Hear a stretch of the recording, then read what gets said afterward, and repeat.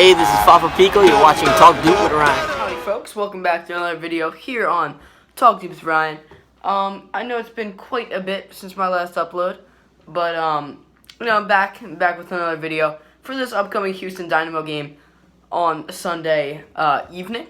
All right, so we're coming into this game once more, and we're sitting in first place again, 3 points clear of Atlanta United, and I'm not gonna say the Union like our clear cut favorite for MLS Cup right now, but they're looking to be quite a good team and quite a threat down the stretch.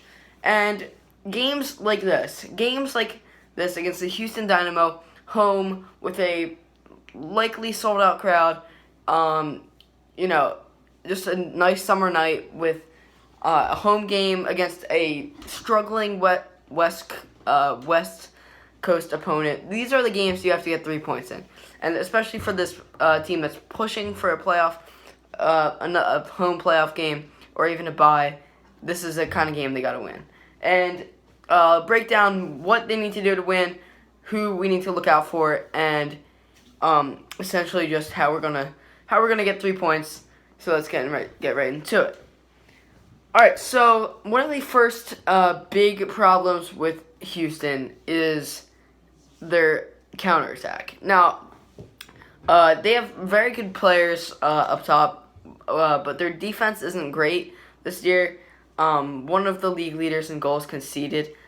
But to be fair, Houston has a very good offense. Mauro Manotas, their striker, who has absolutely killed us in the U.S. Open Cup final last year. If you guys remember, I don't want to bring back those bad memories, but he had 2 goals in the Open Cup final, and I gotta say, he's a great off-the-ball movement.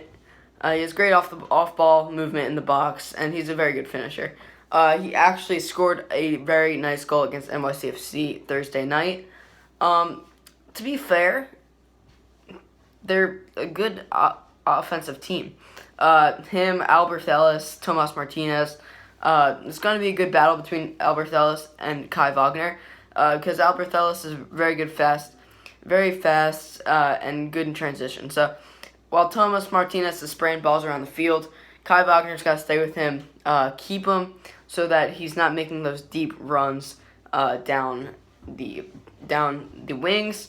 And Tomas Martinez, just very good at spraying long balls and through balls to his offensive players such as Manotas and Ellis. But the good thing for the Union is that their other winger who is actually suspended, that would be Romel Kyoto for an elbow he had on, I believe, an NYCFC player Thursday night. Definitely worthy of red and the 1-game suspension that you get after. So that's one of their offensive players that are actually pretty good that will be suspended for this game. Other than that, they don't really have too many big injuries that that are plaguing them right now. On the Union front, we actually don't really have any big injuries that are plaguing us. So if I'm the coach this week, I'm actually going with the same lineup as last week.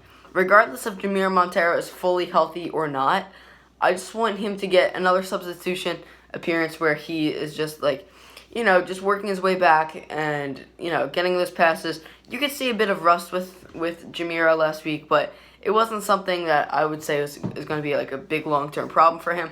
As long as we just get a solid 25 to 30 minutes, depending on the scoreline. As long as we get a little bit out of Jamiro, I will be happy. But quite honestly, if Warren Creavalle is in there again, I'm perfectly happy with that. Especially with this Houston Dynamo team that's actually pretty good on the counterattack.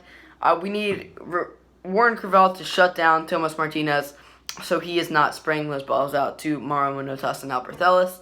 That is really going to be a big thing for the Union. Shut down Martinez, and that's one of the keys to victory. As long as Kai Wagner and the other defenders do their job, keep long balls from getting through. Been one of the problems for the Union's backline this year. Just too many long balls, too many through balls getting through. As long as we defend that pretty well, we should be good. Like I said, same lineup as that last DC United game. Things just work well with shutting down Rooney and Acosta. Same thing I want to see this week, just shutting down Martinez and Ellis and Manotas. I would like to see the veteran defender Aurelian Collin get another appearance. As much as I like Austin Trusty, I just think right now down the stretch where the games really do matter, I'd like to have that veteran presence in the back line. That, besides Ray Gaddis, where we don't really have any legitimate veterans that know the league, know what's up. So having that Aurelian Collin, that strong defender back there, I really think that helps the Union a lot. Veteran, knows what's going on. So keep the same lineup as last week. Andrew Wooten, I love the way he played last week. Such a good performance out of him, as well as Marco Fabian.